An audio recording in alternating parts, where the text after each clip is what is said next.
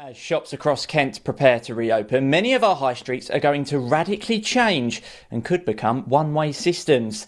The government's allowing retailers to welcome shoppers from Monday. To talk more about this, I'm joined by high street retail expert Martin Newman. Martin, thanks as ever for joining us this evening. Do you think one-way systems will work? Obviously in Kent we've got a lot of narrow high streets. I think of the likes of Whitstable and Sevenoaks.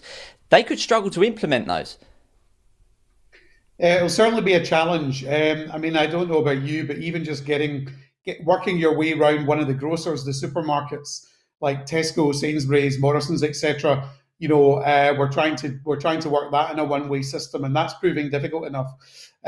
So it'll be a challenge, but I think it's the right idea. I think the concept of keeping people in the same direction and that flow is obviously going to help to maximise the 2 metre social distancing rule. So I think it probably provides the best hope of maintaining that on the high street.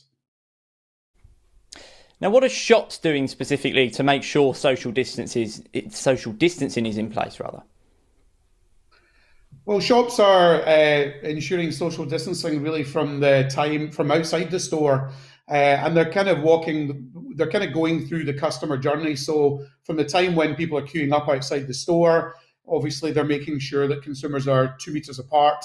They're trying to continue that within the store. They've got markings on the floor. They're obviously thinking about how they keep the environment clean and how frequently they have to clean the environment as well to make it safe and secure. They got perspex up by the point of sale to keep both the staff and also the customers safe.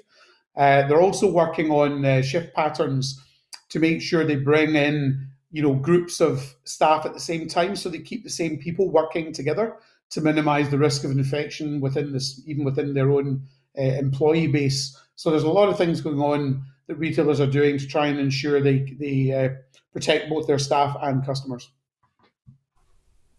Now, I know my mum specifically is really looking forward to heading to Bluewater. Will shoppers themselves all be thinking the same thing, eager to return? But actually, when it comes to Monday morning, and if a lot of people are on furlough and haven't got much to do, they're just going to be stuck in queues. Well, I think that's going to be the case, and I think Bluewater is also uh, has implemented a one-way system, so everybody's going to be walking around the centre in the same direction, which is going to make it interesting. You're certainly going to have to plan where you're going a bit more closely than you would have done previously. I'm sure there will be plenty of people will be happy to turn up, having not had the opportunity to be out shopping and just the novelty of being in a shopping centre again. But I think the way that the coronavirus has affected us, it's been very much about how it's made us feel.